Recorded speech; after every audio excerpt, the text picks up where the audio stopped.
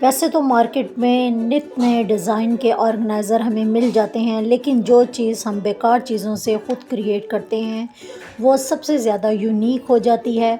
और कुछ आज की वीडियो बड़ी इम्पोर्टेंट होने वाली है, जब हम होम मेकिंग को और ज़्यादा अच्छे तरीके से प्रमोट करेंगे और आपके साथ स्मार्ट होम मेकिंग की कुछ टिप एंड ट्रिक्स शेयर करूँगी। तो कंजूसी मत कीजिएगा, इसको लाइक शेयर और सब्सक्राइब ज़रूर कीजिएगा। बिस्मिल्लाहिर्रहमानिर्रहीम, अस्सलाम वालेकुम। इब्तिसाम क्रिएटिव पावर में आपको खुशामदीद है। Welcome to my channel. हमेशा खुश रहें, आबाद रहें।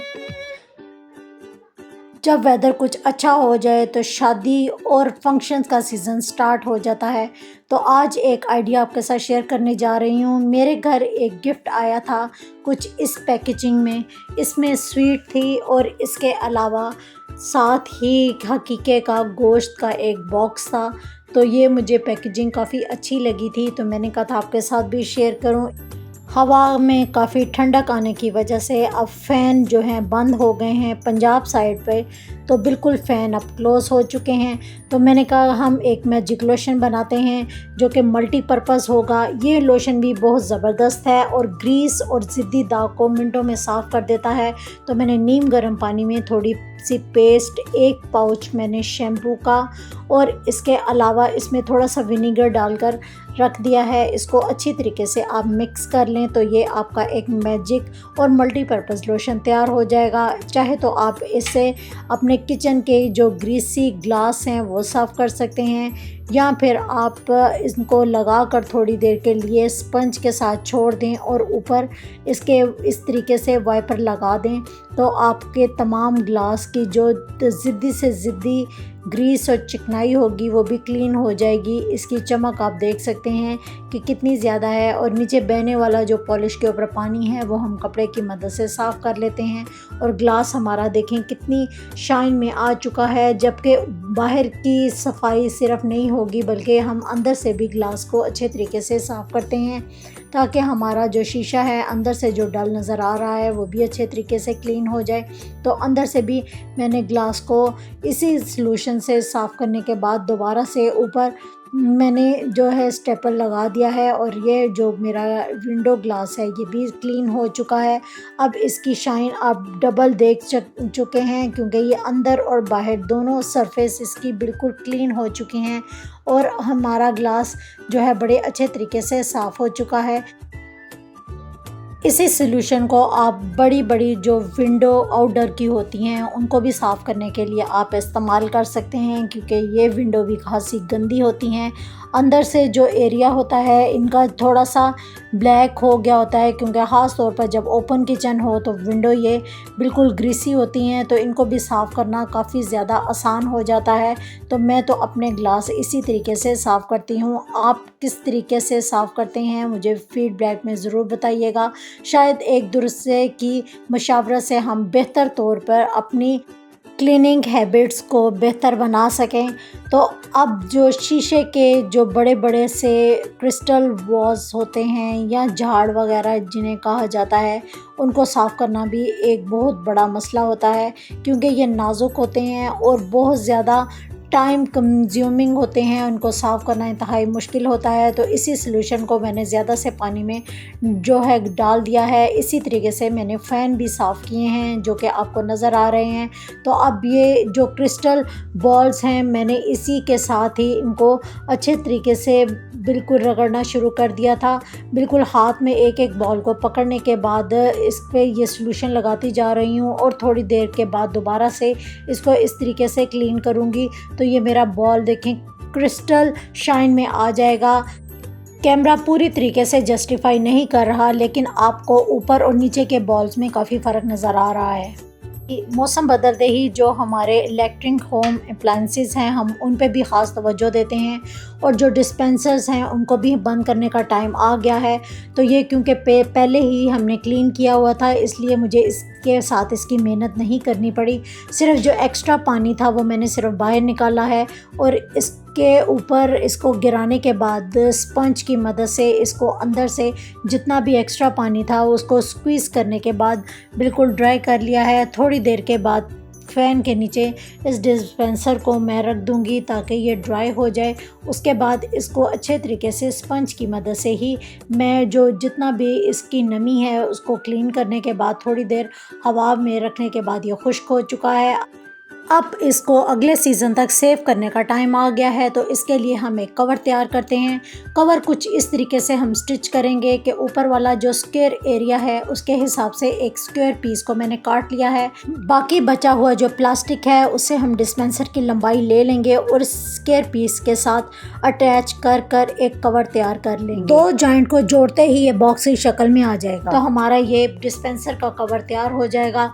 अब डिस्पेंसर को बंद करने का टाइम आ गया है क्योंकि ये ड्राई हो चुका है और जितने भी इसके स्पेयर पार्ट्स मैंने साफ़ किए थे उन तमाम को मैंने लगा दिया है और जो प्लास्टिक मैंने स्टिच किया है वो भी मैंने इसके ऊपर इस तरीके से चढ़ा दिया है। तो देखिए मेरा जो डिस्पेंसर है वो अगले सीज़न के लिए बिल्कुल सेफ़ हो जाएगा। चीज़ों को सेव करना हमारा ही काम होता है ताकि हमारी चीज़ें लंबे अरसे तक चल सकें। जो एक्स्ट्रा पीस हमारे घर बचे हुए थे हम इनको भी ज़ाया नहीं करेंगे। सूट कटिंग करने के बाद जो इसकी कंधे की कुतरन वगैरह बची थी वो क्योंकि गोलाई की शेप में थी, तो आज हम इसी कुतरन को यूज़ करते हुए एक ज़बरदस्त सा ऑर्गेनाइज़र बनाएंगे और ये एक ऐसा DIY होगा जो कि 3 in 1 होगा। और इस तरीके से ये DIY हम बना रहे हैं। सेम इसी तरीके से आप इसकी कटिंग कर लें क्योंकि ये दोनों शर्ट के शोल्डर्स का कपड़ा था इसलिए ये दोनों गोलाई में थे, तो मैंने इसी चीज़ का फ़ायदा उठाकर इसको इसी शेप में ही ढाल दिया है। नीचे वाला जो पीस है वो थोड़ा लाइट कलर का है और ऊपर वाले पीस जो मैं लगा रही हूँ वो इसकी कॉम्बिनेशन के हिसाब से ज़रा डार्क लूँगी। तो इसकी दूसरे पीस की मैं कटिंग कुछ इस तरीके से कर लूँगी कि 3 उभार इसके अंदर आ रहे हैं, तो इसकी कटिंग कुछ इस तरीके से हो जाएगी। ये डबल पीस मैंने लिया है। अब हम इसको इस तरीके से स्टिच कर लेंगे और एक साइड इसकी खुली रहेगी और इसी तरीके से ही वी को भी हम स्टिच कर लेंगे और नीचे वाला पीस खुला रहेगा। स्टिच करने का कुछ तरीका इस तरीके से है कि ये गोलाई वाला हिस्सा और दूसरा जो सीधे वाला हिस्सा है इसको हम स्टिच कर लेंगे और जो ऊपर वाला हिस्सा है इसको मैंने स्टिच किया हुआ है क्योंकि मैंने इसकी दोनों साइड पर पॉकेट बनानी है। तो पॉकेट हमारी इसी तरीके से ही बनेगी कि पॉकेट्स वाले हिस्से आमने सामने की तरफ आ जाएंगे और गोलाई वाले जो हिस्से हैं वो दो तरफा स्टिच हो जाएंगे और इसी तरीके से हमारे गोलाई वाले पीस पर ये 2 पॉकेट्स लग जाएंगी। गोलाई में जो हम पॉकेट्स लगाएंगे उनको थोड़ा थोड़ा मोड़ते जाएं और ऊपर स्टिच करते जाएं तो बड़ी आसानी से ये हमारा स्टिच हो जाएगा।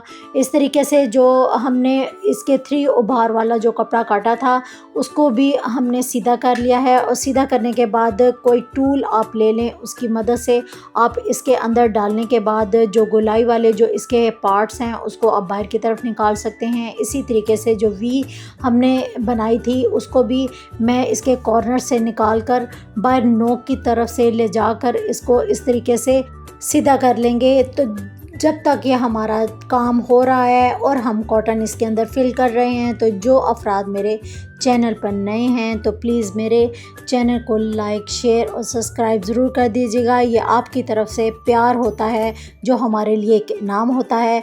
तो अब जितने भी इसके ऑर्गेनाइज़र जो 2 पार्ट मैंने बनाए थे, एक उभार वाला और एक वी, इसमें मैंने कॉटन फिल कर दी है और अब इसको हम छोटा सा कट ऊपर की तरफ लगाएंगे क्योंकि ये ऊपर से इस बंद था तो मैंने कट उतना ही लगाया है जितना हमने उभार वाला पीस जिसमें हमने कॉटन डाली है वो तैयार किया है, तो मैंने कट भी उतना ही चौड़ाई में लगाया है। तो कॉटन वाले पीस को हम इस तरीके से अंदर की तरफ रखेंगे और रखने के बाद यहाँ से हम सिलाई कर लेंगे, लेकिन मैंने इसको डबल करने के बाद ही सिलाई लगाना है।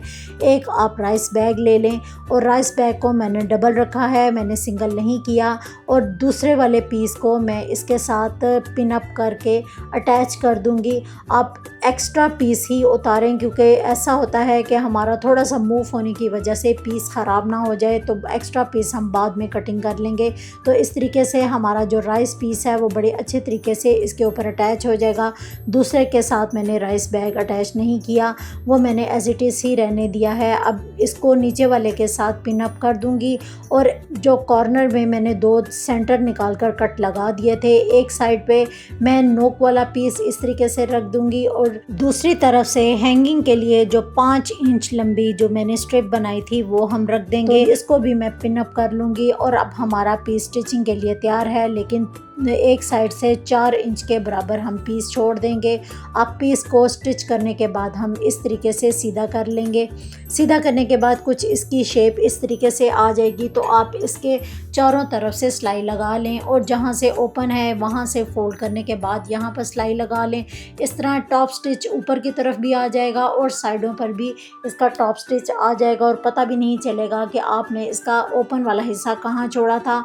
पॉकेट के एक कॉर्नर पर मैंने ब्लैक कलर का बटन लगा दिया है, ग्लू गन को मैंने गर्म किया है और इसके साथ मैंने बटन लगा दिया है। आप चाहे तो सुई धागे की मदद से ही इसके बटन लगा सकते हैं, लेकिन मैंने यही बेहतर समझा कि इसको इस तरीके से बटन लगा दूं तो हमारा ये 3-in-1 ऑर्गेनाइज़र तैयार है। चाहे तो आप इसको एज ए मैट के तौर पर भी यूज़ कर सकते हैं या फिर आप इसको किचन में होल्डिंग के लिए यूज़ कर सकते हैं, अपने माइक्रोवेव या ओवन के लिए इस तरीके से आप इसको होल्डिंग के लिए इस्तेमाल कर सकते हैं। जिस तरह के आपकी जो है देचकी है वो चूल्हे के ऊपर गर्म है तो आप इसको इस तरीके से होल्ड कर कर अपना काम ले सकते हैं, लेकिन मैं इसके साथ कुछ और ही करने जा रही हूँ।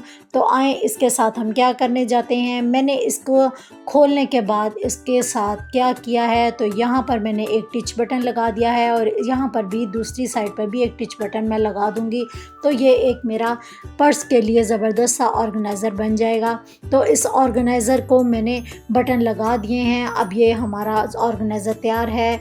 आप कभी बाय ट्रैवल पर जाएं तो ये आपकी ब्रेड वगैरह रखने के काम आ सकता है। इसके बाद आप पॉकेट में कोई भी नाइफ़ या स्पून रख सकती हैं। इसके अलावा आप छोटे केचप या मायोनीज़ के पाउच भी रख कर अपने बच्चों को ये ज़बरदस्त सैंडविच ऑर्गेनाइज़र दे सकती हैं। इससे ये होगा कि इनके सैंडविच जो हैं वो गंद नहीं डालेंगे और सैंडविच भी अंदर गर्म रहेगा क्योंकि ये हीट प्रूफ है। और इस तरीके से जो पॉकेट्स हैं आपकी वो पाउच रखने के और चीज़ें रखने के काम भी आ जाएंगी। तो यह है ना ज़बरदस्त। तो इस ऑर्गेनाइज़र को मैं रखने जा रही हूँ अपने बैग में। जो हैंगिंग के लिए हम अगर किचन में इसको हैंग करें तो इस तरीके से हम किचन में भी इसको हैंग कर सकते हैं। तो ये मुझे ऑर्गेनाइज़र पर्सनली तौर पर बहुत पसंद आया था। आपको ये कैसा लगा फीडबैक ज़रूर दीजिएगा। चैनल को लाइक शेयर और सब्सक्राइब कर दीजिएगा। दुआ में ज़रूर याद रखिएगा। अल्लाह हाफिज़।